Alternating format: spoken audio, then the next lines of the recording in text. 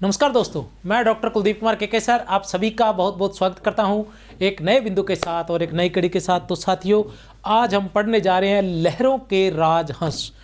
आज हम पढ़ेंगे लहरों के राजहंस की भूमिका। तो मैं आपको पहले बता चुका हूं कि जो लहरों के राजहंस नाटक है, मोहन राकेश द्वारा रचित लहरों के राजहंस नाटक। मोहन राकेश ने 3 नाटक लिखे थे। हम जानते हैं लहरों के राजहंस, आषाढ़ का एक दिन और आधे अधूरे, ये 3 नाटक उन्होंने लिखे थे। तो लहरों के राजहंस जो नाटक है उसके जो क्वेश्चंस है उसमें जो प्रश्न है वो कहाँ से आते हैं। वरिष्ठ अध्यापक की जो परीक्षा है उसमें ये लगा हुआ है। तो प्रश्न जो है वो कहाँ से आते हैं उसी के लिए आज मैं भूमिका करवाने के लिए आया हूँ। तो जैसे कि पहले 2010 से लेके 2023 तक के क्वेश्चन हमने पहले की क्लास में किए, उसमें हमने देखा कि अधिकतर प्रश्न जो है वो जो भूमिका से आए हुए हैं। टोटल 2010 से लेके 23 तक मैं प्रश्नों की बात करूं तो लगभग 14 हैं जो प्रश्न है वो आए हुए हैं, और उन 14 में से लगभग 7 से लेके 8 के बीच में प्रश्न जो है वो केवल भूमिका से आए हुए हैं। तो इसलिए मैं आज आप सभी के सामने भूमिका लेकर उपस्थित हूँ लहरों के राजहंस की। आज हम भूमिका को पढ़ेंगे। तो बहुत ही आसान रहता है लहरों के राजहंस के लिए कि पूरा लहरों के राजहंस पढ़ने की बजाय हम अगर उसकी भूमिका पढ़ते हैं, उसको अच्छे से पढ़ लेते हैं, तो भूमिका से हम ऐसे क्वेश्चंस को हल कर पाते हैं जो थोड़े टफ रहते हैं, जिनके बारे में हमारी कोई सोच नहीं। तो लहरों के राजहंस एक बार पढ़ लें और उसके बाद भी हो सकता है कि हम भूलें करें। तो जो मुख्य चीज़ रहती है, जैसे जिसमें से क्वेश्चंस ज़्यादा आने के चांस रहते हैं, उसको हमने ज़्यादा अच्छे से याद करना होता है, बाकी चीज़ को पढ़ना होता है। तो मेरा कहने का तात्पर्य है कि लहरों के राजहंस की भूमिका, उसका पात्र परिचय और प्रथम वाले प्रत्येक अंक के, जैसे 3 अंक है लहरों के राजहंस में, प्रत्येक अंक के पहले 2 और अंतिम 2, पहले 2 अंतिम 2, पहले 2 अंतिम 2, ये पृष्ठ आपको अच्छे से याद होने चाहिए। उसके अलावा कम से कम एक रीडिंग लहरों के राजहंस की आपको लगी होनी चाहिए, पात्र परिचय आपको होना चाहिए। ठीक है, तो देखते हैं भूमिका के बारे में। क्या है भूमिका? शुरुआत कहाँ से होती है कि उस एक को जिसे लगता है मन की बात कहकर आदमी छोटा हो जाता है। उस एक को जिसे कहकर लगता है कि मन की बात कहकर आदमी छोटा हो जाता है, मतलब अधिकतर ऐसा है, अधिकतर ऐसा ही होता है। तो ये देखिए भूमिका। अब हम भूमिका पढ़ेंगे, तैयार हो जाएं, और मैं बताता जाऊंगा कि कहाँ से क्या क्वेश्चन आए हुए हैं। ठीक है ना? ये मैं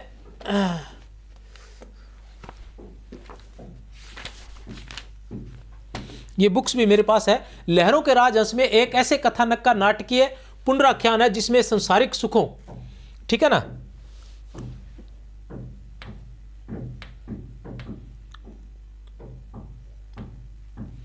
लहरों के राजहंस नाटक का नाम क्या है आपके सामने? लहरों के राजहंस। कौन है इसके नाटककार? मोहन राकेश। कौन है? मोहन राकेश है। मोहन राकेश ने कितने नाटक लिखे थे? 3 नाटक लिखे थे। पहला नाटक कौन सा था? आषाढ़ का एक दिन। दूसरा कौन सा था? लहरों के राजहंस। और तीसरा कौन था? आधे अधूरे। एक ऐसे कथानक का नाटकीय पुनराख्यान, मतलब पुनः आख्यान दोबारा कहा गया है। एक ऐसी कथा को दोबारा पुनः कहा गया है जिसमें सांसारिक सुखों और आध्यात्मिक शांति के, सांसारिक सुखों और आध्यात्मिक शांति के पारस्परिक विरोध, सांसारिक सुख जो होते हैं भी इंसान में, इसमें अंदर किसका बताया गया है? नंद का एक द्वंद बताया गया है। नंद का क्या द्वंद बताया गया? इसका नायक जो है वो नंद है और नायिका जो है वो कौन है? वो सुंदरी है। अन्य पात्र परिचय के बारे में भी बता दूं मैं। नायक जो है इसका वो नंद है और राजा नंद कह सकते हैं, और नायिका सुंदरी है। उसके अलावा श्वेतांग है, श्यामांग है और अलका है, शशांक है। श्वेतांग, श्यामांग, शशांक, मैत्रेय, निहारिका, भिक्षु आनंद, ये सारे इसके पात्र हैं। निहारिका है, भिक्षु आनंद है। ठीक है, ये सारे इसके पात्र हैं। चलो चलते हैं, देखते हैं क्या है। और 3 अंकों का ये नाटक है। कितने अंकों का है? 3 अंकों का है। अंक कितने हैं इसमें? 3 अंक है। कितने हैं? 3। और 3 अंक जो है वो दृश्यों में विभाजित नहीं है। 3 अंक जो है वो ध्यान रखना है कि दृश्यों में विभाजित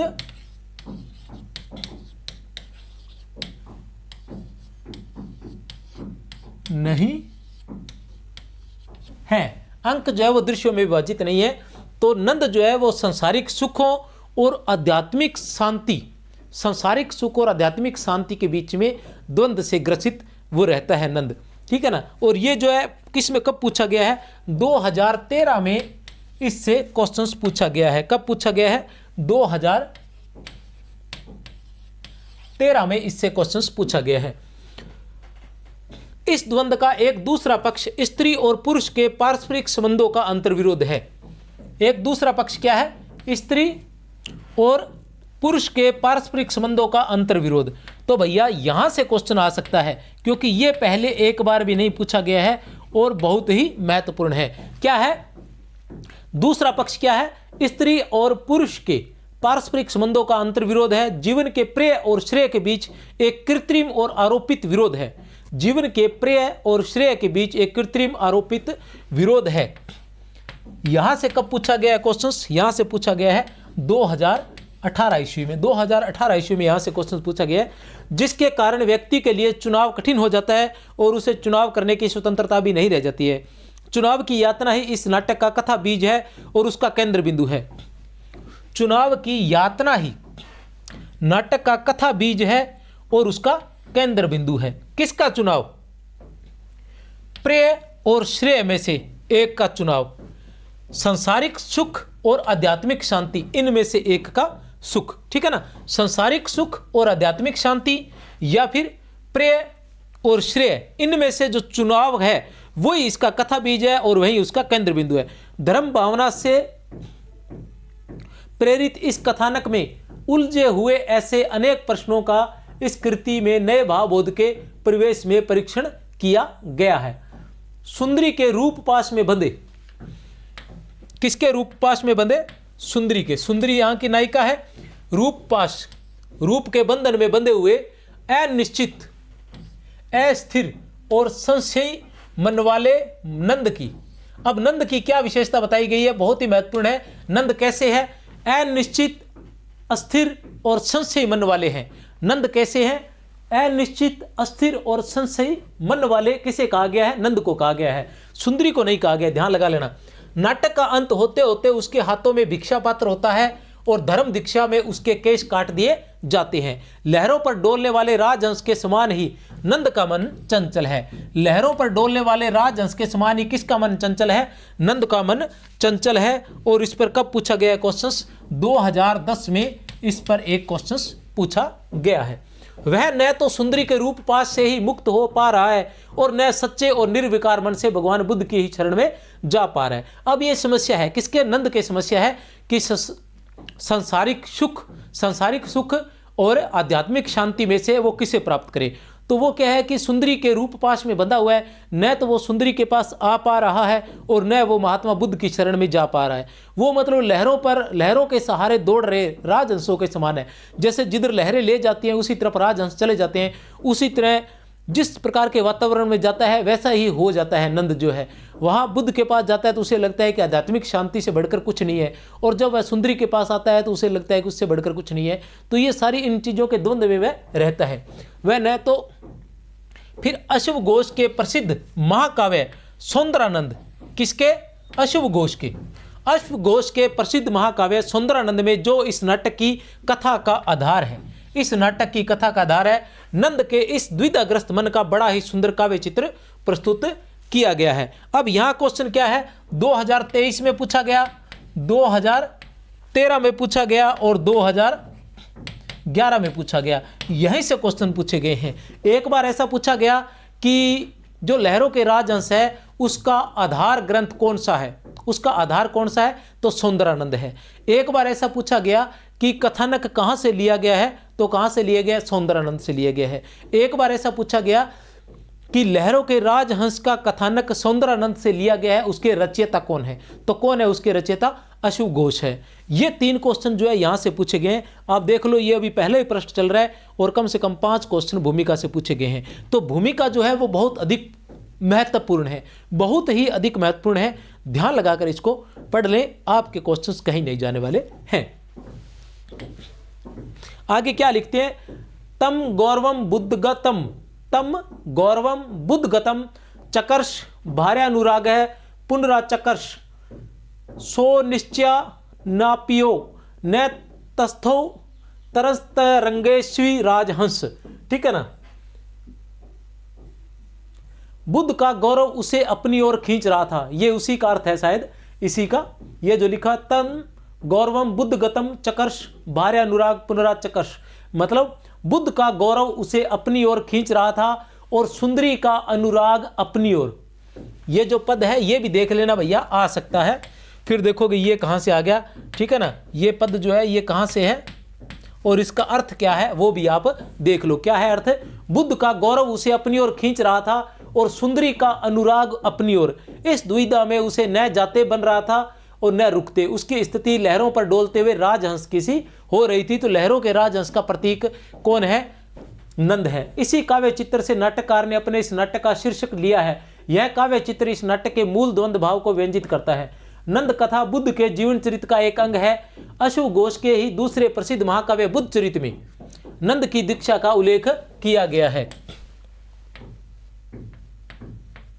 क्या है?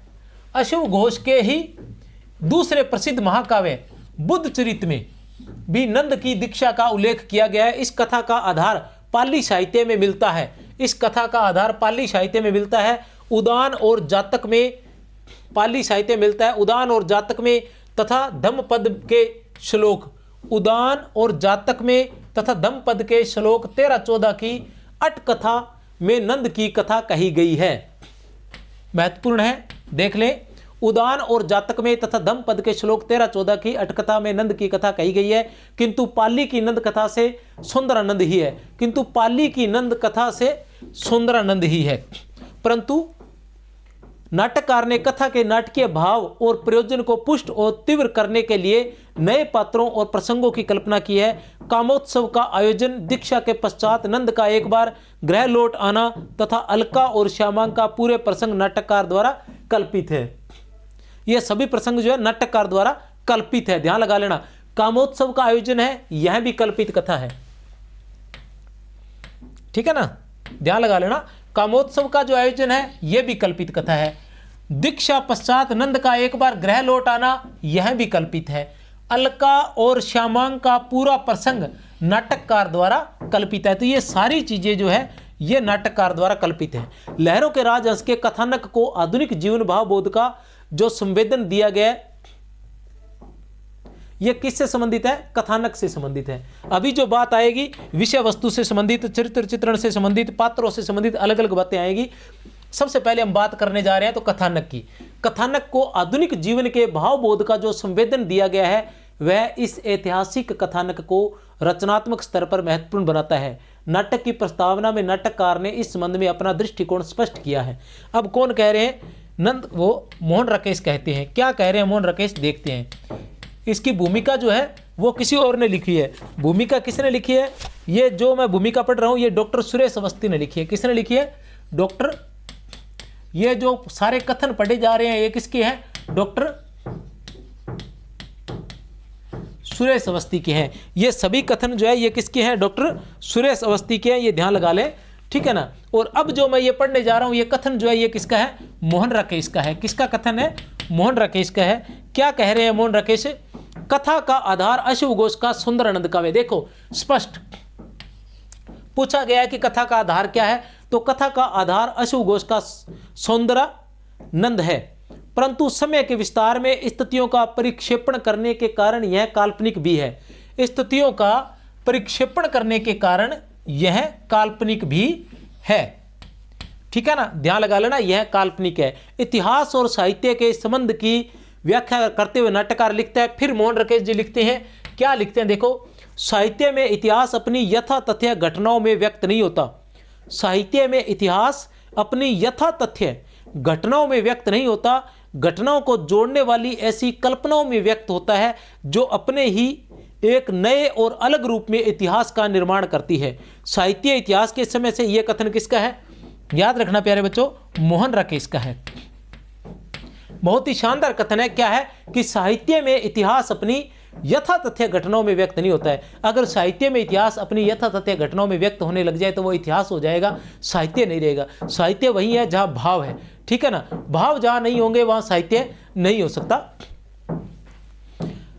साहित्य इतिहास के समय से बंधता नहीं है।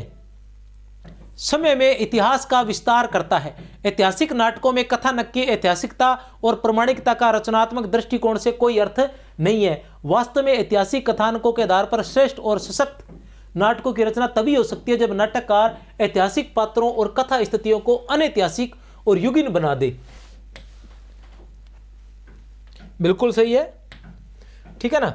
अनैतिहासिक और कथा स्थितियों को युगीन बना दे, उस समय से संबंधित जुड़ जाए, तभी वो महत्वपूर्ण है, नहीं तो उसका कोई औचित्य नहीं है। आज हम इतिहास पढ़ते हैं, अकबर को पढ़ रहे हैं, बाबर को पढ़ रहे हैं या अशोक को पढ़ रहे हैं, तो उसका आज औचित्य कोई नहीं है। उसका औचित्य तभी है जब हम उसको भाव से जोड़ेंगे।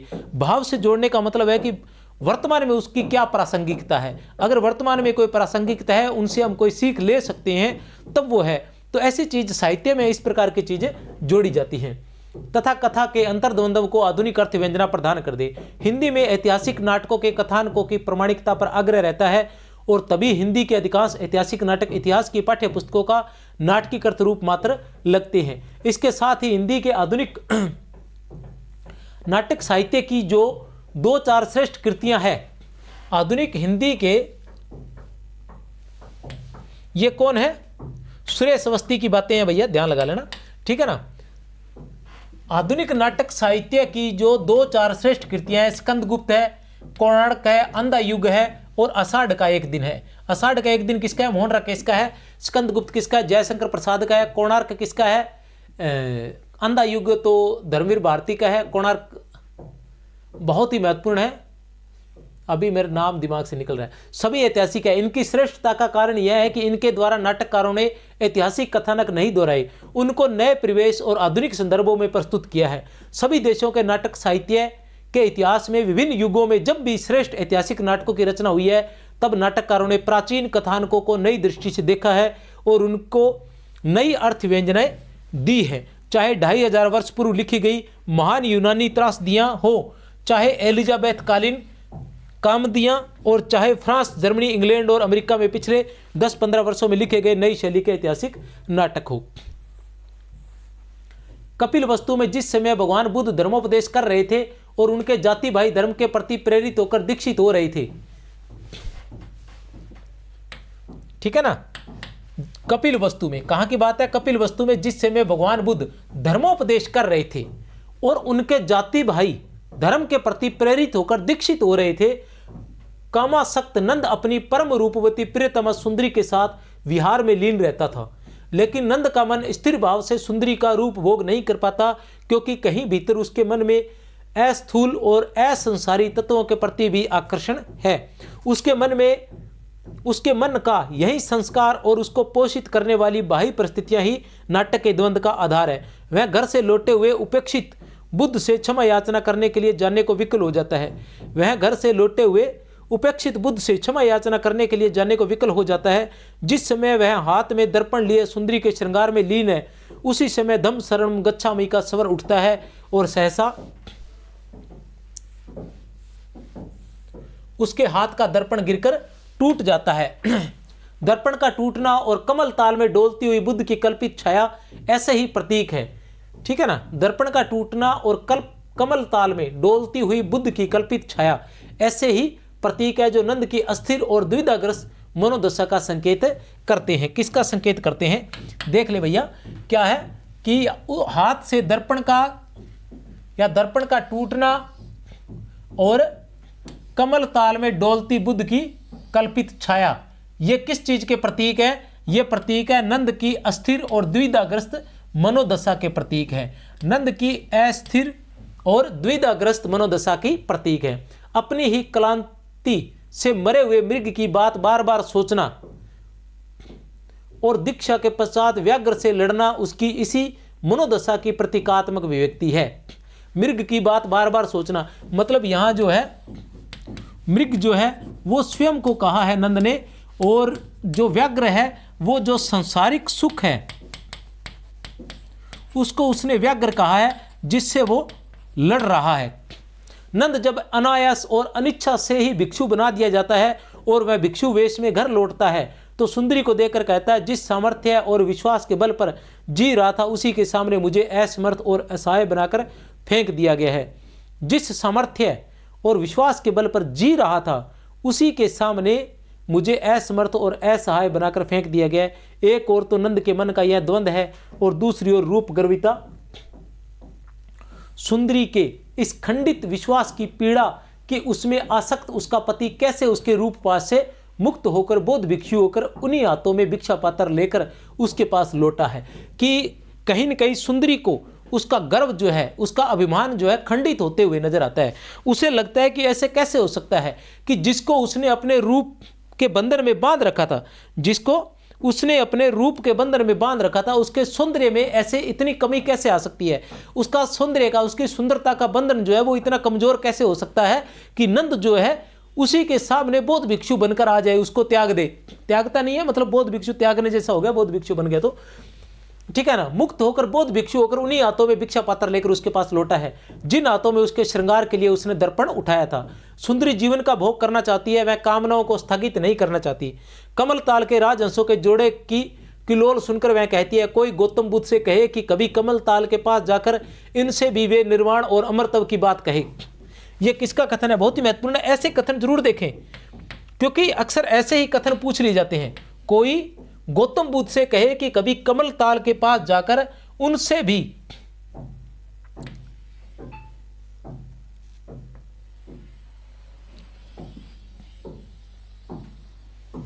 कोई गौतम बुद्ध से कहे कि कभी कमल ताल के पास जाकर इनसे भी वे निर्वाण और अमरत्व की बात कहे।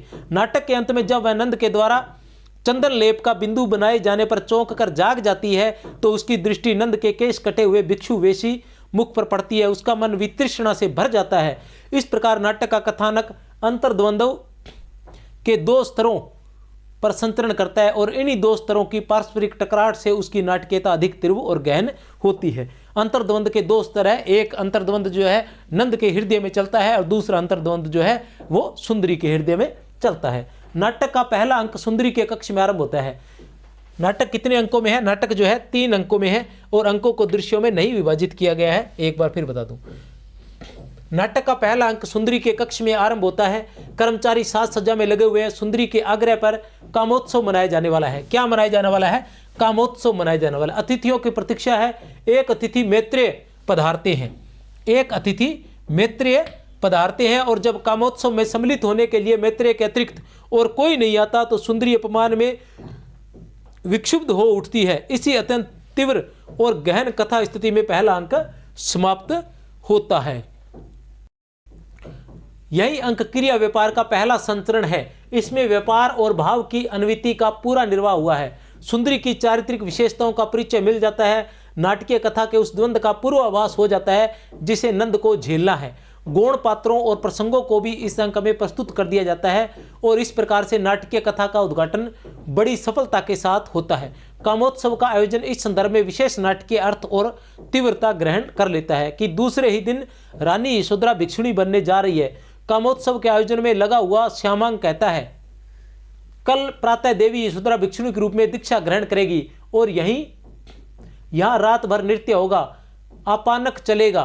और सुंदरी अलका से बातें करती हुई कहती है, नारी का आकर्षण। देखो, मैंने आपको बताया था, एक बात बताई थी और मैंने पढ़ा था और वो दिमाग से निकल गया था जब मैं प्रश्नोत्तर करवा रहा था। 2010 से लेके 2023 के इससे पहले की क्लास है, उसकी एक त्रुटि का सुधार अभी कर लेता हूं। त्रुटि क्या थी, मतलब छोड़ दिया गया था, वो ये था कि वहां एक क्वेश्चन आया था कि नारी का आकर्षण पुरुष को पुरुष बनाता है तो उसका अपकर्षण उसे गौतम बुद्ध बना देता है। यह कथन किसका है? इस पर दो बार क्वेश्चन पूछा गया था। इस पर 2 बार क्वेश्चन पूछा गया है। कब कब पूछा गया है? एक पूछा गया है 2019 में और दूसरा पूछा गया है इस पर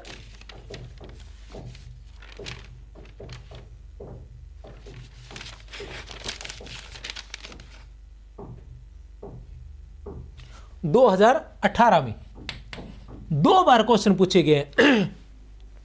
तो इस हिसाब से हम देखें तो भूमिका में से कुल क्वेश्चनों की संख्या हो गई, भूमिका में से कुछ क्वेश्चंस की संख्या कितनी हो गई?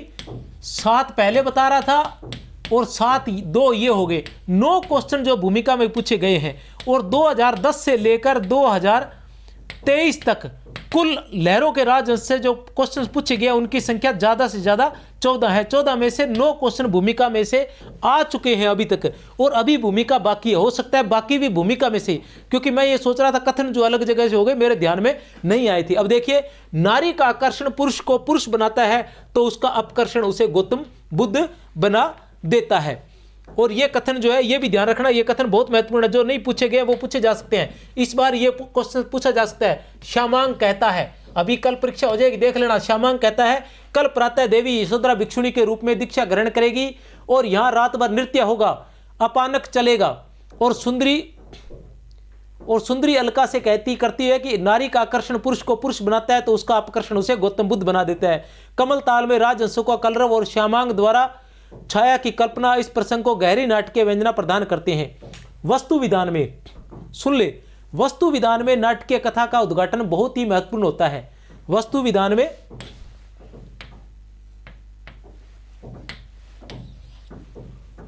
क्योंकि यही अंश दर्शकों की रुचि जागृत करता है और उनको नाटकीय पात्रों के साथ ऐसे संबंध सूत्रों में बांधता है जो नाट्य अनुभव में सहायक होते हैं। इस अंश में नाटककार अत्यंत कुशलता के साथ नाटकीय कथा के प्राय सभी प्रमुख और कुछ गौण पात्रों को प्रस्तुत करता है और उनके अतीत जीवन और उनकी वर्तमान इच्छाओं और प्रयोजनों को इंगित करता है। किस क्षेत्र में? वस्तु विधान में। वस्तु विधान में क्या करता है कि इस अंश में नाटककार अत्यंत कुशलता के साथ नाटकीय कथा के प्राय सभी प्रमुख और कुछ गौण पात्रों को प्रस्तुत करता है और उनके अतीत जीवन और उनकी वर्तमान इच्छाओं और प्रयोजनों को इंगित करता है।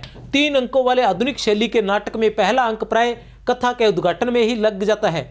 पहला अंक प्राय कथा के उद्घाटन में ही लग जाता है, लेकिन सफल नाटकों में अंक समाप्त होते होते कथानक में कुछ तीव्रता और उत्तेजना आने लगती है और हमारी रुचि बढ़ने लगती है। दूसरा अंक भी सुंदरी के ही कक्ष में आरंभ होता है। नंद सुंदरी का श्रृंगार कर रहा है और बीच बीच में नेपथ्य से कर्मचारी श्यामांग का जवर प्रलाप सुनाई पड़ता है।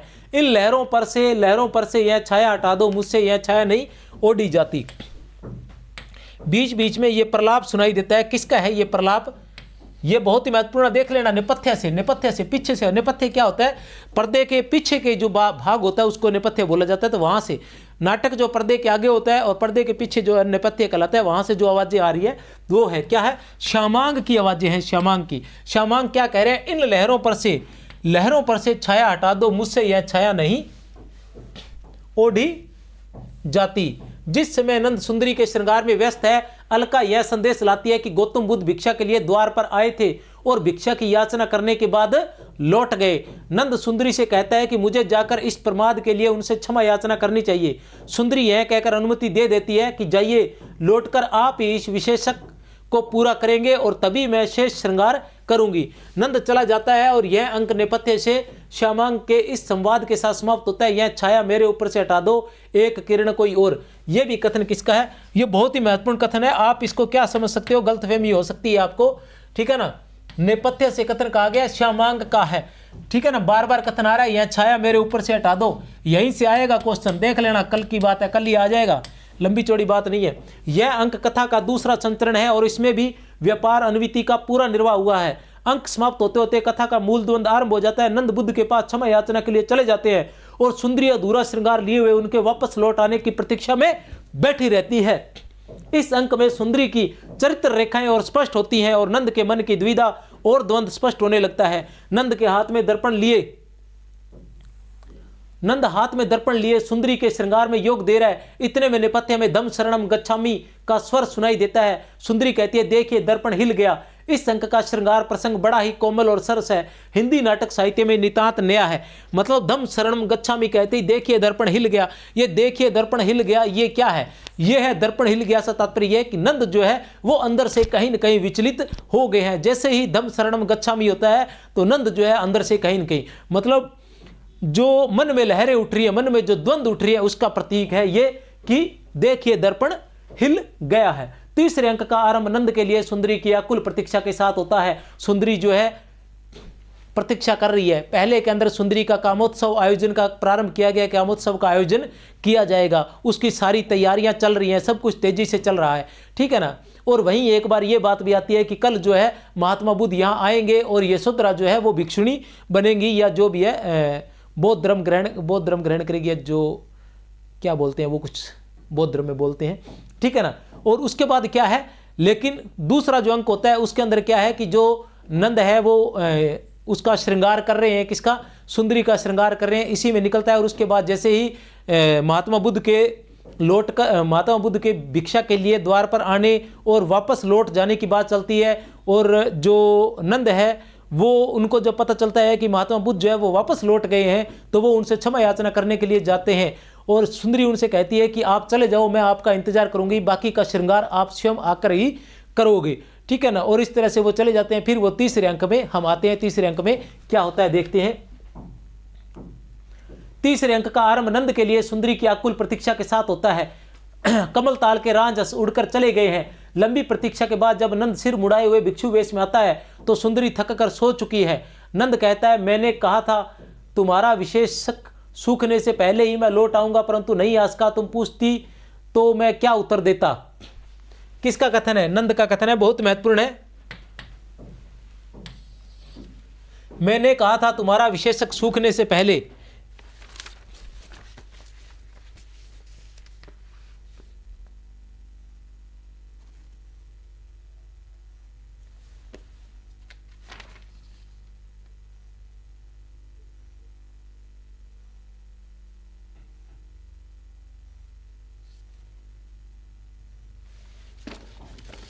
ठीक है, किसका? नंद का कथन है। उसके बाद आता है, और कुछ देर बाद वहीं पड़े हुए टूटे दर्पण के सामने रुककर अपना प्रतिबिंब उसमें देखता है और कहता है, मेरे केश क्यों कटवा दिए, और कटवा ही दिए तो उससे क्या अंतर पड़ता है? अंतर पड़ता है यदि मेरा हृदय बदल जाता, आंखें बदल जाती। मेरे हृदय में तुम्हारे लिए अब भी वही अनुराग है, आंखों में तुम्हारे रूप की अब भी वही छाया है। तुम्हारा विशेषक जो सूख गया है उसका मुझे खेद है, उसे मैं अभी गीला कर देता हूं। और जैसे ही नंद उंगली में लेप करके लेकर सुंदरी के माथे पर बिंदु बनाने लगता है, वह मंडित आकृति को देखकर चीख उठती है। नंद इस स्थिति में अपने को नितांत असहाय और अकेला पाता है। वह कहता है, मैं चौराहे पर खड़ा एक नंगा व्यक्ति हूं जिसे सभी दिशाएं लील लेना चाहती है। बहुत ही महत्वपूर्ण है, बहुत ही महत्वपूर्ण है, ठीक है ना।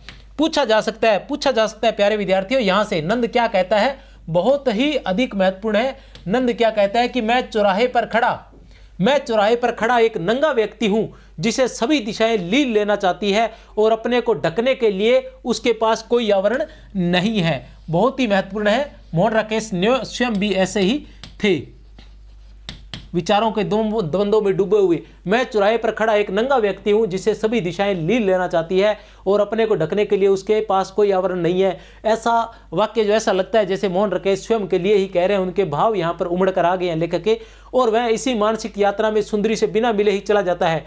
राज्य कर्मचारी श्वेतांग सुंदरी को बताता है कि कुमार यह कहते हुए चले गए कि वे अपने केशों की खोज में जा रहे हैं।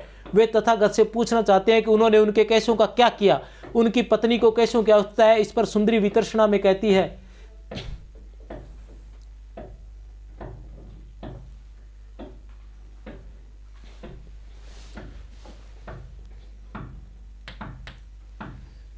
सुंदरी क्या कहती है, इतना ही तो समझ पाते हैं ये लोग, बस इतना ही इनको समझ में आता है। बस इतना ही तो समझ पाते हैं ये लोग, इतना ही तो इनको समझ में आता है। और नाटक का अंत श्यामांग के इस संवाद से होता है, बस एक किरण, केवल एक किरण। यह अंक नाटकीय कथा को तेजी के साथ आगे बढ़ाता है और द्वंद्व को गहन कर देता है। ऐसी घटनाएं घटित होती हैं जो नाटक को चरमोत्कर्ष पर पहुंचा देती है, और कथा के चरम बिंदु पर ही नाटक समाप्त हो जाता है।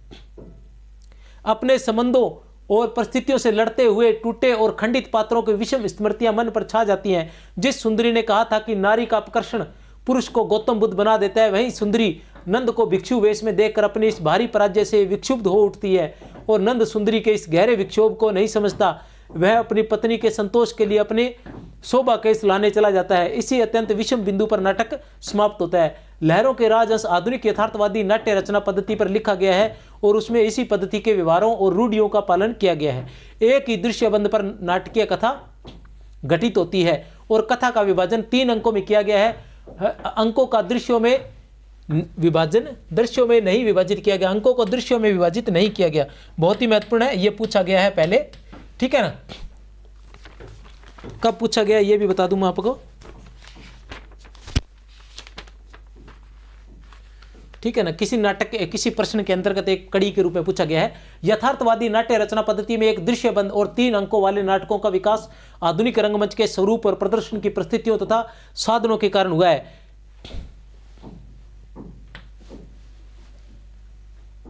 यथार्थवादी नाट्य रचना पद्धति में एक दृश्यबंद और 3 अंकों वाले, एक दृश्यबंद और 3 अंकों वाले, एक दृश्यबंद मतलब एक अंक में एक ही दृश्य होता है, 3 अंकों वाले नाटकों का विकास आधुनिक रंगमंच के स्वरूप और प्रदर्शन की परिस्थितियों तथा साधनों के कारण हुआ है।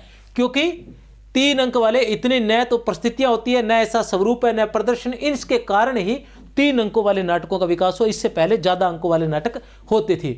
शिल्पगत अनिवार्यता है, भारी भरकम और ठोस पदार्थों से निर्मित यथार्थवादी दृश्यबंद को बदलने की कठिनाई से बचने के लिए इस शैली के नाटक ने अपने लिए एक दृश्यबंद स्वीकार कर लिया। नाटकीय कथा के 3 प्रमुख संचरणों, कथा का उद्घाटन, विकास तथा चरमोत्कर्ष। नाटकीय कथा के 3 प्रमुख संचरण कौन कौन से है?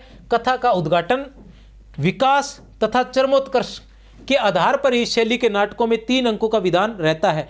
प्रत्येक अंक कथा के एक उत्कर्ष बिंदु पर समाप्त होता है, क्योंकि अंक की समाप्ति पर यवनिका गिराने की व्यवस्था है।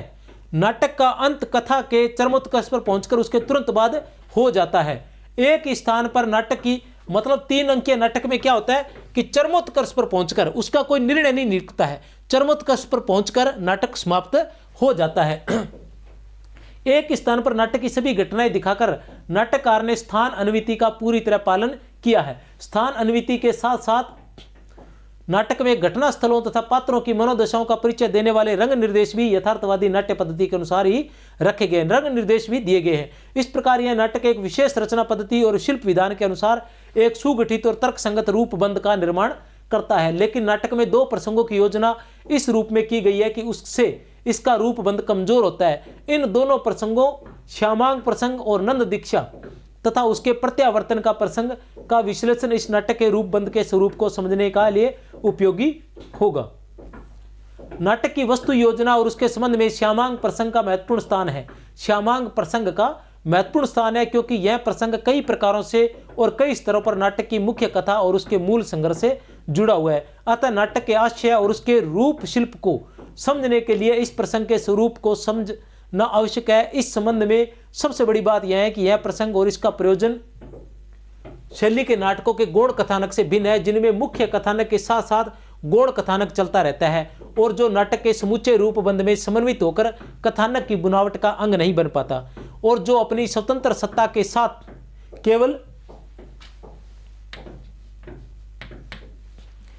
केवल मूल कथानक का प्रतिरूप प्रस्तुत करके नाटकीय संघर्ष के एक प्रकार के कृत्रिम और अविश्वसनीय स्तर की सृष्टि करता है। गौण कथानक की एक ऐसी स्वतंत्रता और असंबद्ध सत्ता कथानक की एकता और प्रभाव को विघटित करती है।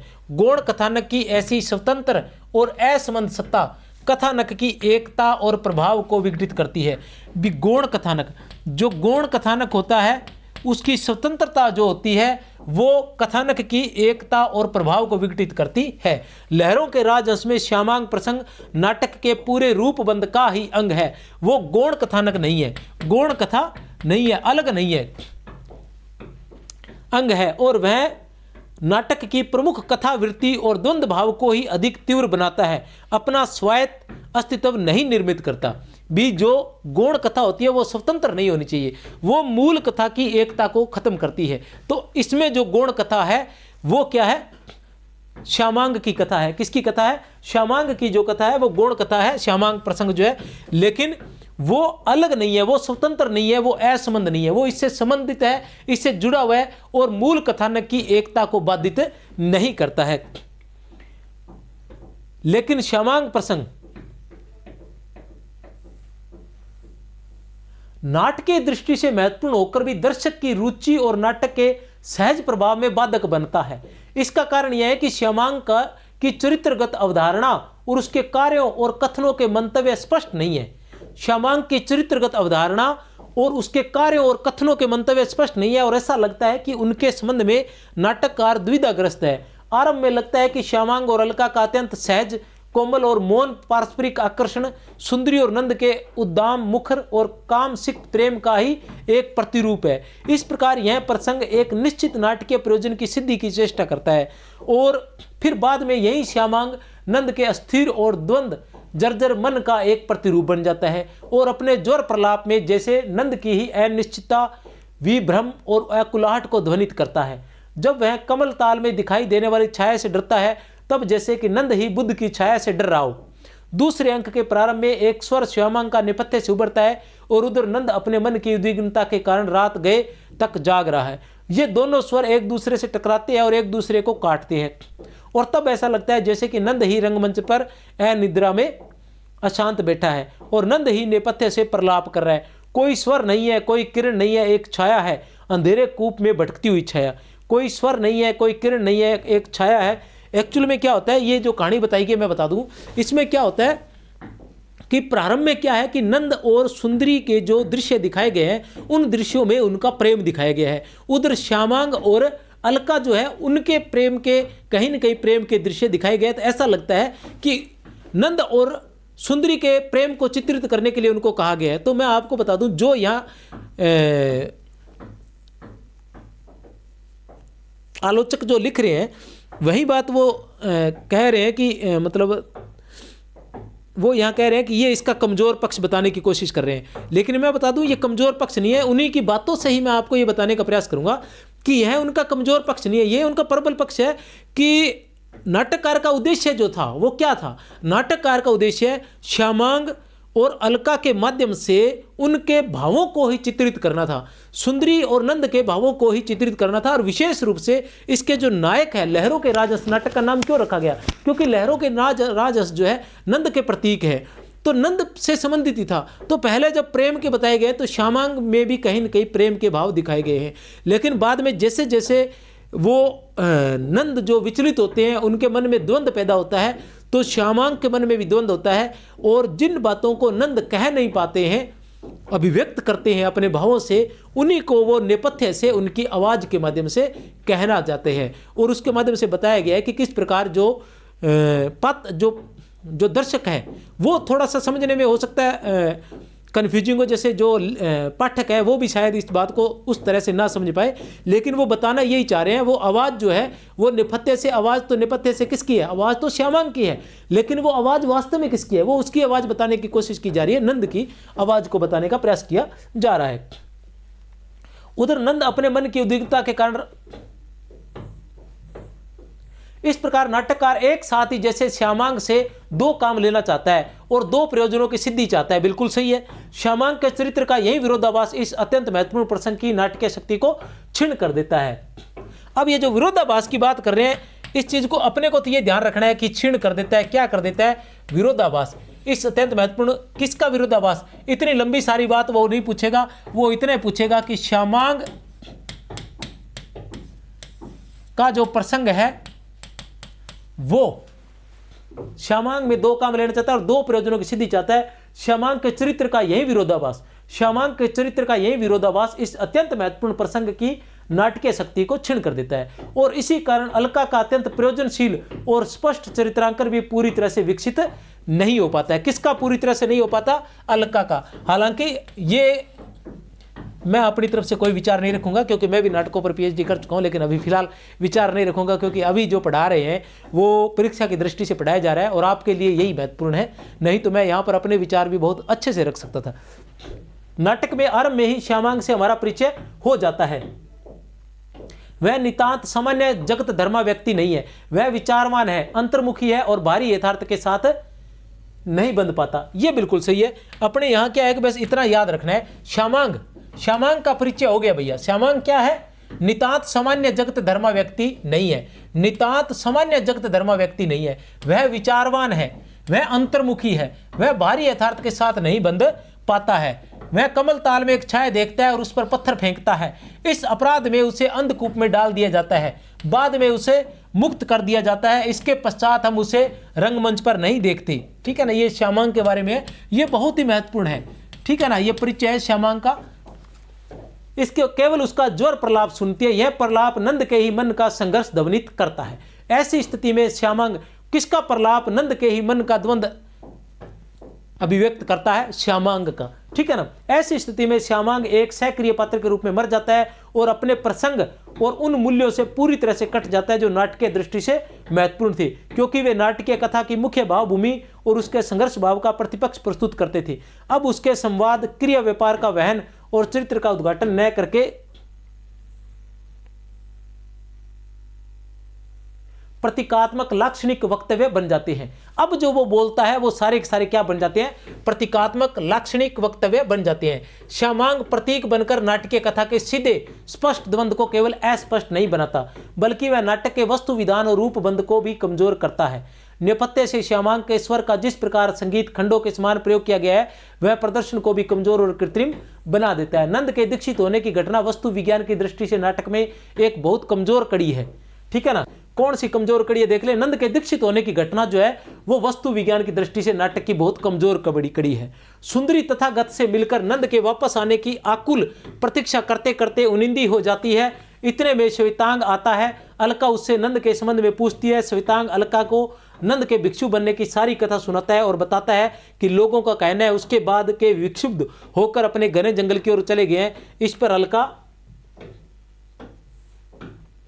किसी बड़े अनिष्ट की आशंका से डरकर सुंदरी को जगाने लगती है और तभी भिक्षु वेश में नंद का प्रवेश होता है। अलका और श्वेतांग के वार्तालाप के माध्यम से नाटककार ने दर्शकों को यह तो बता दिया है कि जो नंद नदी तट पर तथागत के पास अपनी धृष्टता के लिए क्षमा याचना करने गए थे, वे वहां जाकर भिक्षु बन गए हैं। किंतु नाटकीय प्रभाव की दृष्टि से इसका परिणाम यह होता है कि जब नंद सचमुच भिक्षु वेश में प्रकट हो जाते हैं तो दर्शकों पर वह तीव्र और वांछित प्रभाव नहीं पड़ता जो कि इस स्थिति में पड़ना चाहिए। इसी प्रसंग की एक और दुर्बल कड़ी नंद के साथ भिक्षु आनंद का आना। उनके आने का कोई स्पष्ट सार्थक प्रयोजन नहीं है। नाटककार भिक्षु आनंद को शायद इसलिए नंद के साथ लाता है जिससे कि उसे इस बात की सुविधा मिल जाए कि वह नंद के मन के उद्वेग को स्वगत कथनों के स्थान पर नाटकीय संबंधों में व्यक्त कर सके। भिक्षु आनंद का नंद के साथ आने का पर्याप्त कारण न होने से यह दृश्य खंड अस्वाभाविक और कथाधारा से विलग लगता है और आनंद का चरित्र भी नितांत सामान्य हो गया है। नंद का दीक्षित होना। इसी प्रसंग की एक और दुर्बल कड़ी नंद के साथ भिक्षु आनंद का आना है। ठीक है ना। यह दुर्बल कड़ी है। एक और दुर्बल कड़ी है, वो क्या है? नंद के साथ भिक्षु आनंद का आना है। बहुत ही आसान है, याद रख लेना। उनके आने का कोई स्पष्ट और सार्थक प्रयोजन नहीं है। नाटककार भिक्षु आनंद को शायद इसलिए नंद के साथ लाता है जिससे कि उसे इस बात की सुविधा मिल जाए कि वह नंद के मन के उद्वेग को स्वगत कथनों के स्थान पर नाटकीय संवादों में व्यक्त कर सके। भिक्षु आनंद का नंद के साथ आने का पर्याप्त कारण न होने से वह दृश्य खंड अस्वाभाविक और कथाधारा से विलग लगता है। दृश्य खंड अस्वाभाविक और कथाधारा से विलग लगता है। कौन सा? नंद के साथ आनंद का आना। नंद के साथ आनंद का आना। ठीक है ना। और आनंद का चरित्र भी नितांत सामान्य हो गया है। नंद का दीक्षित होना रंगमंच पर नहीं दिखाया गया, केवल उसके बारे में दर्शकों को सूचना दी जाती है, क्योंकि ऐसा करने में घटनास्थल बदलता था जिसके कारण प्रदर्शन में दृश्य बंध भी बदलना पड़ जाता। इस शिल्पगत कठिनाई के अतिरिक्त शायद वैसे भी नाटककार ने रंगमंच पर प्रस्तुत किए जाने वाले दृश्यों में इस दृश्य को सम्मिलित करना वांछित न समझा हो। अब देखो, नंद का दीक्षित होना रंगमंच पर नहीं दिखाया गया। क्या कारण था? क्योंकि उसके बारे में दर्शकों को सूचना क्यों दी गई? क्योंकि ऐसा करने से घटनास्थल बदलता था। इसलिए क्या है, ऐसा करने से घटनास्थल बदलता था। घटनास्थल बदलता था जिसके कारण प्रदर्शन में दृश्य बंध भी बदलना पड़ जाता। इसलिए क्या है, क्या किया गया? नंद का दीक्षित होना रंगमंच पर नहीं दिखाया गया। इस विशिल्पगत कठिनाई के अतिरिक्त शायद वैसे भी नाटककार ने रंगमंच पर प्रस्तुत किए जाने वाले दृश्यों में इस दृश्य को सम्मिलित करना वांछित न समझना हो। घटनाओं और दृश्यों का चुनाव और उनकी योजना निश्चित करने में नाटककार के लिए यह निर्णय अत्यंत महत्वपूर्ण होता है कि वह कथा के किन अंशों और किन दृश्यों को पात्रों के द्वारा रंगमंच पर प्रस्तुत करेगा और किन के संबंध में केवल संवादों के द्वारा दर्शकों को वांछित सूचनाएं देगा। नंद का दीक्षित होना इस नाटकीय कथा की एक ऐसी घटना है जिसका रंगमंच पर पात्रों के द्वारा प्रस्तुतिकरण आवश्यक है, भले ही उसका निर्वाह नाटककार और निर्देशक दोनों के लिए ही कठिन हो जाए और भले ही उसके कारण स्थान अनुमिति खंडित होती हो। क्या जरूरी था? उसको दीक्षा देते हुए दिखाया जाना जरूरी था, ये आलोचक कह रहे हैं। वास्तव में यही व्यापार खंड इस कथा का चरम बिंदु है और इसी में कथा का मूल द्वंद अपनी पूरी अभिव्यक्ति पाता है। लेकिन इसमें संदेह नहीं कि यदि यह घटना रंगमंच पर प्रस्तुत की जाए तो संभवतः नाटक की वस्तु योजना का रूप ही भिन्न होगा। यहाँ किस घटना की बात कर रहा है? ऐसे पूछ जाएंगे क्वेश्चन कि अपनी पूरी अभिव्यक्ति पाता, लेकिन इसमें संदेह नहीं कि यदि यह घटना रंगमंच पर प्रस्तुत की जाए तो संभवतः नाटक की वस्तु योजना का रूप ही भिन्न होगा। लेकिन इसमें संदेह नहीं कि यह घटना, कौन सी घटना, यहां किस घटना का जिक्र किया गया है? यहां जिक्र किया गया है नंद की दीक्षा की घटना। नंद की दीक्षा की बात यहां चल रही है। किसकी बात चल रही है? किस घटना की? नंद की दीक्षा की। इस तरह से क्वेश्चन पूछा जा सकता है। मैं समझता हूं कि हमारे नाटककारों को ऐसे कथानक लेकर कुछ ऐसे ही सशक्त प्रयोग करने होंगे, तभी नया नाटक एक दृश्यबंध और 3 अंकों वाले नाटकों के संकुचित रूप विधान से मुक्त हो सकेगा और उसमें महाकाव्योचित व्यापकता और विस्तार आ सकेगा। इस संदर्भ में एक ओर तो जर्मनी के प्रसिद्ध नाटककार ब्रेख्त के नाटकों और दूसरी ओर अपनी ही संस्कृत और लोक नाट्य परंपराओं का उल्लेख किया जा सकता है। किसका उल्लेख किया है? यहां किसका उल्लेख किया गया है? थोड़ा सा ध्यान लगा लें, बस थोड़ी सी सरसरी निगाह मारनी है। क्या है?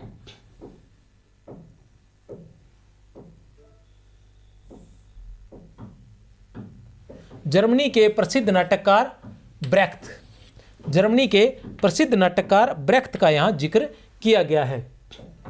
दूसरी ओर अपनी ही संस्कृत और लोक नाट्य परंपराओं का उल्लेख किया जा सकता है, जिनमें नाटकीय कथा और पात्रों को अन्विति धर्म में ऋजु रेखा में प्रस्तुत न करके कई स्तरों और कई धरातलों पर प्रस्तुत किया जाता है। नाटक के अंत के संबंध में भी एक महत्वपूर्ण प्रश्न उठता है।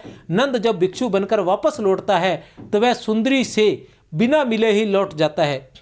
इस प्रकार आकर लौट जाने के कथा अभिप्राय का अनुसरण लेखक ने आषाढ़ का एक दिन में भी किया है। बहुत ही महत्वपूर्ण है।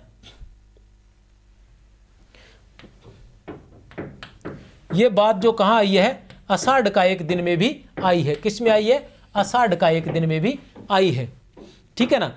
किया है। पात्रों का इस प्रकार के साक्षात्कार से बचाकर नाटककार कथा में एक प्रकार की रहस्य भावना का समावेश कर देता है और उसकी अत्यंत तीव्र और प्रत्यक्ष नाटकीय संभावनाओं के कमजोर कर देता है। और फिर जिस प्रकार नाटक का अंत होता है उसमें नंद और सुंदरी का अंतर्द्वंद जैसे सहसा अपनी भूमि और अपना अर्थ खो देता है और तब लगने लगता है कि पात्र अपनी परिस्थितियों और अपनी नीति से पूरी शक्ति और आस्था के साथ अंत तक नहीं लड़ सके।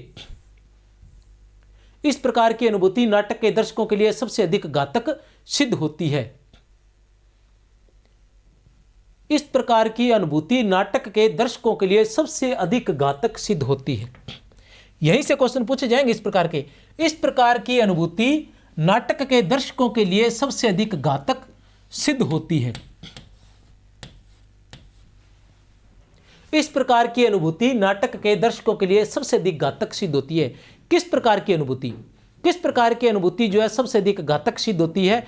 इस प्रकार की घातक सिद्ध होती है कि उनके जो नाटक के जो प्रमुख पात्र थे वो अपनी पूरी शक्ति से भी अपने अंतर्द्वंद से नहीं लड़ सके। उनके नाटक के जो नायक नायिका थे या जो प्रमुख पात्र थे वो अपनी पूरी शक्ति से भी अपने अंदर उठने वाले अंतर्द्वंद से नहीं लड़ सके। ऐसी स्थिति नाटक के संवाद सुगठित, प्रयोजनशील और काव्य श्री से समृद्ध है। छोटे छोटे सुगढ़ और काव्यपूर्ण नाटकीय संवाद लिखना में मोहन राकेश अत्यंत कुशल है। ठीक है, ये चीजें बहुत महत्वपूर्ण है। नाटक के संवाद सुगठित है, यह विशेषता है नाटक की। नाटक के संवाद जो है वो सुगठित है, प्रयोजनशील है, काव्यश्री से समृद्ध है। छोटे छोटे सुगढ़ और काव्यपूर्ण नाटकीय संवाद लिखने में मोहन राकेश अत्यंत कुशल है। आषाढ़ का एक दिन में उन्होंने मल्लिका के स्वगत कथन बहुत ही सुंदर लिखे हैं। आषाढ़ का एक दिन में उन्होंने मल्लिका के, किसके? मल्लिका के स्वगत कथन जो है बहुत ही सुंदर लिखे हैं। पाठकों और दर्शकों दोनों ने ही इन स्वगत कथनों में रस लिया। भले ही हिंदी के नाट्य समीक्षक ने स्वगत कथनों को नाटकों से वर्जित कर रखा हो, मतलब स्वगत कथन जो होते हैं वो नाटकों से वर्जित किए हुए हैं। वर्जित इसलिए किए हैं कि स्वगत कथन का मतलब ये होता है कि नाटककार कहीं न कहीं अपनी बात रख रहा है। तो स्वगत कथन का क्या मतलब, नाटक का मतलब ये है कि आपके हाव भाव से दर्शक जो पाठक है वो दर्शक जो है वो समझना चाहिए। इस नाटक में सुंदरी का श्रृंगार प्रसंग पढ़कर स्कंदगुप्त और देवसेना का प्रणय प्रसंग याद आता है। देख लो, तुलनात्मक अध्ययन है, बहुत जरूर देखें। इस नाटक में सुंदरी का श्रृंगार प्रसंग देखकर, क्या चीज देखकर प्यारे बच्चों, श्रृंगार प्रसंग देखकर स्कंदगुप्त और देवसेना का प्रणय प्रसंग याद आ जाता है। मोहन राकेश ने अपने पहले नाटक आषाढ़ का एक दिन में, मोहन राकेश ने अपने पहले नाटक, कौन सा पहला नाटक, आषाढ़ का एक दिन में, ठीक है ना, 3 दशकों के बाद नाटक में फिर से उस काव्य तत्व और उन साहित्यिक गुणों को प्रतिष्ठित किया था जिनको प्रसाद के बाद यथार्थवादी नाट्य परंपरा ने नाटक से निर्वासित कर दिया था। यथार्थवादी नाट्य परंपरा ने नाटक से निर्वासित कर दिया था। आषाढ़ का एक दिन कई स्थानों और कई प्रदर्शन शैलियों में रंगमंच पर सफलता के साथ खेला गया और स्कंदगुप्त, कोणार्क तथा अंधा युग की परंपरा में एक श्रेष्ठ नाट्य कृति स्वीकार हुआ। आशा है कि लहरों के राजहंस भी इसी परंपरा में स्थान पाएगा तथा अध्ययन कक्षों और रंगशालाओं में हिंदी के पाठकों और दर्शकों दोनों को ही रस देगा। डॉक्टर सुरेश अवस्थी। आषाढ़ का एक दिन के बाद यह मेरा दूसरा नाटक है। यह कथन किसका है? यह है मोहन राकेश का। मोहन राकेश जी क्या लिखते हैं वो देखते हैं। आषाढ़ का एक दिन के बाद यह मेरा दूसरा नाटक है। पहले नाटक के विषय में कई तरह के विवाद उठे, उसकी ऐतिहासिक प्रामाणिकता को लेकर, रंगमंचीय संभावनाओं को लेकर और सबसे अधिक कालिदास के चरित्र को लेकर। रंगमंचीय संभावनाओं को लेकर जो आशंकाएं थी उनका उत्तर काफी हद तक अब तक दिया जा चुका है। दिल्ली, कलकत्ता, लखनऊ, इलाहाबाद, नागपुर, कानपुर, ग्वालियर तथा कई अन्य स्थानों पर उसे सफलतापूर्वक खेला गया है। अलका जी जैसे निर्देशक तथा अनामिका जैसी संस्था, अलका जी जैसे, ये नाट्य रंगमंच की बहुत ही महत्वपूर्ण संस्था थी, अनामिका जैसी संस्था ने उसे लेकर सर्वथा अलग अलग दृष्टियों से प्रयोग किए हैं। आकाशवाणी के विभिन्न केंद्रों से भी सभी भारतीय भाषाओं में उसे प्रसारित किया गया है। किसे? आषाढ़ का एक दिन को। कालिदास के चरित्र को लेकर जो आपत्तियां उठाई गई है वे कुछ लोगों के पूर्वाग्रह को ही व्यक्त करती हैं। वे कुछ लोगों के पूर्वाग्रह को ही व्यक्त करती हैं। शोधकों का एक वर्ग है जिसने कालिदास और मातृगुप्त को एक ही व्यक्ति माना है। इसी आधार पर प्रसाद ने स्कंदगुप्त में कालिदास के चरित्र की कल्पना की है। एक ऐसा भी वर्ग है जो इसकी प्रमाणिकता में विश्वास नहीं करता, परंतु कालिदास के जीवन के संबंध में कितने प्रमाणिक तथ्य आज तक हमें उपलब्ध है, जितनी सामग्री है वह एक न एक अनुमान पर ही आधारित है। कुछ लोगों को अपने अनुमान अधिक प्रमाणिक लगे, यह बात दूसरी है।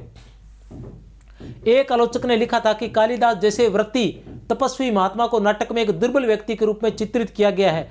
मुझे आश्चर्य इसलिए हुआ कि वे आलोचक संस्कृत के अच्छे पंडित हैं। अभिज्ञान, शाकुंतलम, कुमार संभव तथा मेघदूत पढ़कर यदि कालिदास का ऐसा ही चरित्र उनके मन में, अभिज्ञान, शाकुंतलम, कुमार संभव तथा मेघदूत पढ़कर यदि कालिदास का ऐसा ही चरित्र उनके मन में बनता है तो क्या कहा जा सकता है?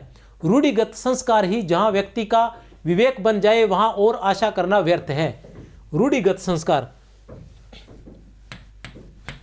बहुत ही महत्वपूर्ण बात कही है मोहन राकेश ने, ठीक है ना। रूढ़ियों पर नहीं टिके रहना चाहिए। पढ़ा लिखा इंसान वही होता है, ठीक है ना, जो विवेक से काम करता है, जो स्वयं सोचता है।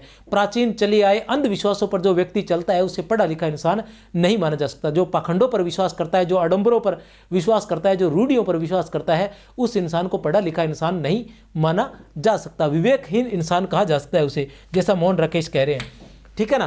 क्या कहा जा सकता है? रूढ़िगत संस्कारी, जहां व्यक्ति का विवेक बन जाए वहां और आशा करना व्यर्थ है। हमारे यहाँ परंपरा ही कुछ ऐसी है कि हम अपने जातीय प्रतीकों को सदा अति मानवीय धरातल पर रखकर देखना चाहते हैं। जातीय प्रतीकों को अति मानवीय, उसको भगवान ही बना देते हैं हम, ठीक है, देखना चाहते हैं। उनमें मानवीयता का निदर्शन हमें चोट पहुंचाता है। इसका मुख्य कारण शायद यही है कि हमें स्वयं अपनी मानवीयता में विश्वास नहीं है, अपने यथार्थ में आस्था नहीं है, क्योंकि अपने से कुछ आशा नहीं होती। इसलिए यह बात असंभव प्रतीत होती है कि मानवीय धरातल पर रहकर भी जीवन में कुछ महान किया जा सकता है। केवल उसी धरातल पर रहकर किया जा सकता है। यह तो शायद सुनने में भी बहुत भारी पड़े। आषाढ़ का एक दिन में कालिदास का जैसा भी चरित्र है वह उसकी रचनाओं में समाहित उसके व्यक्तित्व से बहुत हटकर नहीं है। हाँ, आधुनिक प्रतीक के निर्वाह की दृष्टि से उसमें थोड़ा परिवर्तन अवश्य किया गया। यह इसलिए कि कालिदास मेरे लिए एक व्यक्ति नहीं, हमारी सृजनात्मक शक्तियों का प्रतीक है। नाटक में वह प्रतीक उस अंतर्द्वंद को संकेतित करने के लिए है जो किसी भी काल में सृजनशील प्रतिभा को आंदोलित करता है। व्यक्ति कालिदास को उस अंतर्द्वंद में से गुजरना पड़ा या नहीं, यह बात गौण है। मुख्य बात यह है कि हर काल में बहुत को उनसे गुजरना पड़ा है, हम भी आज उसमें से गुजर रहे हैं। हो सकता है व्यक्ति कालिदास का यह नाम भी वास्तविक न हो, पर हमारी आज तक की सृजनात्मक प्रतिभा के लिए इससे अच्छा दूसरा नाम, दूसरा संकेत मुझे नहीं मिला। आषाढ़ का एक दिन का कालिदास दुर्बल नहीं है, कोमल, अस्थिर और अंतर्द्वंद से पीड़ित है। विलोम जो अपेक्षा सबल प्रतीत होता है, दुराग्रह की आक्रामक शक्तियों को संकेतित करता है। वह व्यक्ति अपने अंतर्द्वंद को खा चुका है, इसलिए अपेक्षा अधिक संयोजित है। आशा और आस्था से हताशा और अनास्था का स्वर प्रकट रूप से अधिक बलवान होता है। अपनी स्थापना के लिए उसकी आंतरिक अपेक्षा ही ऐसी होती है। आशा और आस्था की शक्तियां अपनी कोमलता में निर्बल प्रतीत। कथ्य यही है कि बर्बर शक्तियों के हाथों में पराजित नहीं होती। आषाढ़ का एक दिन में पराजित व्यक्ति टूटा हुआ कालिदास नहीं, अपने में संयोजित विलोम है, क्योंकि विजय और पराजय के संकेत वे दोनों स्वयं नहीं है। संकेत है मल्लिका, जो कालिदास की आस्था का विस्तारित रूप है। मल्लिका का चरित्र एक प्रेयसी और प्रेरणा का ही नहीं, भूमि में रोपित है, उस स्थिर आस्था का भी है जो ऊपर से झुलसकर भी अपने मूल रूप में विरोहित नहीं है। इतिहास या ऐतिहासिक व्यक्तित्व का आश्रय साहित्य को इतिहास नहीं बना देता।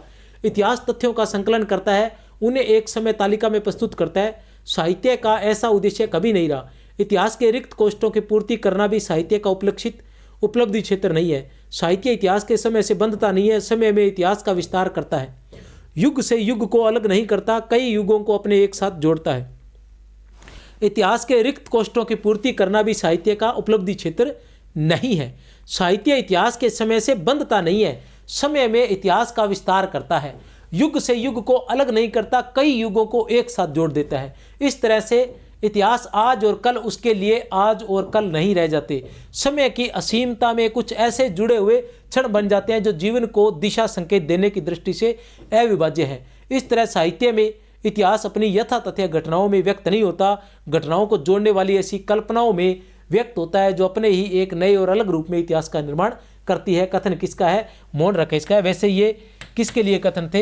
ये जात्रा आषाढ़ का एक दिन के लिए, इसलिए मैंने यहाँ पर ज़्यादा इन पर जोर नहीं दिया है। यह निर्माण रूढ़िगत अर्थ में इतिहास नहीं है, उस इतिहास की खोज के लिए इतिहास की शोध पुस्तकों को प्रस्तुत नाटक का आधार भी ऐतिहासिक है। अब आते हैं अपने बात पर। प्रस्तुत नाटक का आधार भी ऐतिहासिक है, परंतु उतने ही अर्थ में जितना इस व्याख्या में आता है। कथा का आधार अश्व घोष का सुंदरानंद काव्य है, ठीक है ना। कथा का आधार, इस पर कितने क्वेश्चन पूछे जा चुके हैं उस पर पहले बता चुका हूं। लगभग 4 क्वेश्चन पूछे जा चुके हैं, इस पर 4 क्वेश्चन पूछे जा चुके हैं। परंतु समय के विस्तार में स्थितियों का प्रक्षेपण करने के कारण यह काल्पनिक भी है। परंतु समय के विस्तार में स्थितियों का प्रक्षेपण करने के कारण यह काल्पनिक भी है। काल्पनिक अश्व घोष का सुंदरानंद भी है। काल्पनिक तो अश्व घोष का सुंदरानंद भी है, क्योंकि संस्कृत तथा पाली साहित्य में जो कथा उपलब्ध थी उसका अश्व घोष ने, संस्कृत तथा पाली साहित्य में जो कथा उपलब्ध थी उसका अश्व घोष ने अपनी दृष्टि से प्रक्षेपण कथा किया है। एक काल्पनिक अन्विति से उस विस्तार दिया है। धम्मपद की टीका में नंद और सुंदरी की जो कथा है, धम्मपद में टीका में नंद और सुंदरी की जो कथा है, सुंदरानंद की कथा प्रभाव और विस्तार में उससे कहीं आगे जाती है। सुंदरानंद में नंद और सुंदरी के जीवन के जो तथ्य हैं उनके जीवन के सीमित ऐतिहासिक तथ्यों से वे कहीं भिन्न है। शोध ग्रंथों के प्रमाणिक तथ्य तो उनके संबंध में उपलब्ध ही नहीं है। संस्कृत तथा प्राकृत स्रोतों की कथा में ही बहुत अंतर है। स्वतंत्र सुंदरानंद के लेखक ने उपलब्ध तथ्यों से आगे जाने में ली वही स्वतंत्रता यदि आज का लेखक सुंदरानंद के तथ्यों से आगे जाने में लेता है तो पुराण सर्वस्व व्यक्तियों को चौंकना नहीं चाहिए। तथ्यों के इतिहास का संतोष उन्हें दूसरी जगह मिल सकता है, उसकी उन्हें यहाँ खोज नहीं करनी चाहिए। तथ्यों के इतिहास का बहुत ही महत्वपूर्ण बात है। तथ्यों के इतिहास का ऐसी बातें जो है पृथ्वीराज रासो के बारे में भी कही गई है।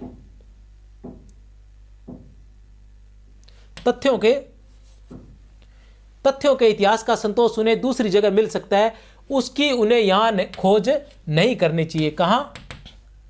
लहरों के राजहंस में। उन्हें लहरों के राजहंस में तथ्यों की खोज नहीं करनी चाहिए, इसके लिए कोई और दरवाजा खटखटाए, ठीक है ना। यहाँ नंद और सुंदरी की कथा एक आश्रय मात्र है, क्योंकि मुझे लगता है नंद और सुंदरी की कथा एक आश्रय मात्र है, क्योंकि मुझे लगा कि इसे समय में प्रक्षेपित किया जा सकता है। नाटक का मूल अंतर्द्वंद उस अर्थ में यहाँ भी आधुनिक है जिस अर्थ में आषाढ़ का एक दिन के अंतर्गत है। रंगमंच पर नाटक कैसा उतरेगा, यह अभी कैसा कहा जा सकता है। आषाढ़ का एक दिन की तरह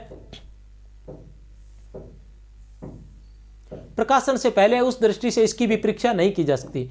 आशा करना चाहता हूं कि उस प्रयोग की तरह यह प्रयोग भी अपनी स्थापना कर सकेगा। हाँ, दिल्ली के तथाकथित हिंदी रंगमंच, वस्तुतः अंग्रेजी पंजाबी रंगमंच की अपेक्षाओं की पूर्ति इससे न हो तो मैं अपने को दोषी नहीं मानूंगा।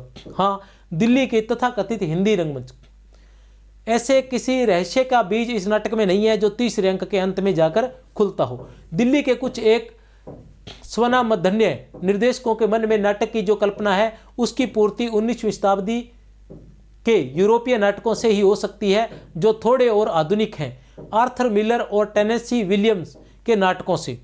ठीक है ना। संस्कृत क्लासिकल से भी कभी कभी उनका काम चल सकता है, जबकि उनके अंग्रेजी अनुवाद का उर्दू में अनुवाद करने वाले लोग मिल जाए और उर्दू अनुवाद का कोई रेडियो आर्टिस्ट स्टेज एडेप्टेशन तैयार कर दे। इसके अलावा कुछ शैडो प्लेज वे खुद भी लिख सकते हैं। मोहन राकेश।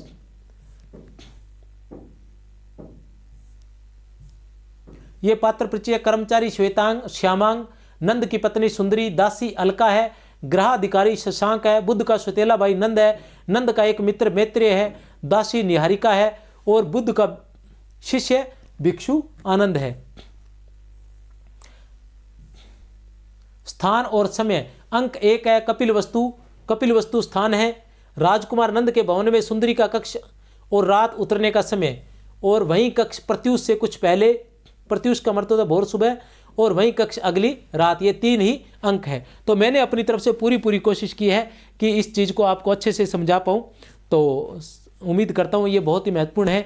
आप एक बार ज़रूर रीडिंग मारें, इस वीडियो को पढ़ लें, सुन लें, बस इतना ही काफ़ी है। मैंने बता दिया कि कहाँ से क्या आ सकता है, और ऐसे ही वीडियो लेकर उपस्थित होता रहूँगा। शेयर कर दें, लाइक कर दें, कमेंट कर दें। मेरी तरफ से बहुत बहुत शुभकामनाएं। कल परीक्षा में जाने वालों को बहुत बहुत आशीर्वाद और बहुत बहुत शुभकामनाएं। जय हिंद, जय भारत।